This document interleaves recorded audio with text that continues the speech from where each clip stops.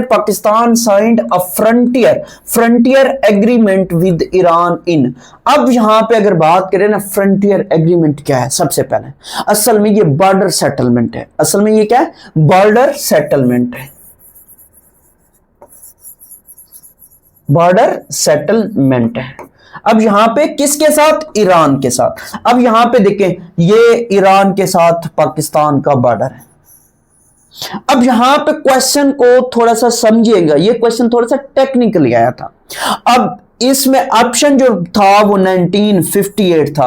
कभी कभार 1958 नहीं देता पेपर में, तो फिर 1959 याद रखिएगा, अयूब खान साहब का दौर था। अयूब खान साहब के दौर में ये बॉर्डर सेटलमेंट हुई थी।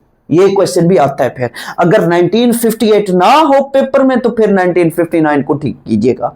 अब जो पाकिस्तान और ईरान के दरमियान ये जो बॉर्डर है, ये जो बॉर्डर है, इसकी जब हम बात करते हैं तो इसका एक नाम है। क्या नाम है? Gold mid line. Gold mid line border है। क्या नाम है इसका? गोल्ड मिड लाइन बॉर्डर है। किसके दरमियान? पाकिस्तान और ईरान के दरमियान। और यहां पे ये भी याद रखिएगा, पाकिस्तान का ये वाला जो प्रोविंस है, ये वाला प्रोविंस, ये कौन सा? ये बलूचिस्तान है। ये कौन सा प्रोविंस है? बलूचिस्तान है।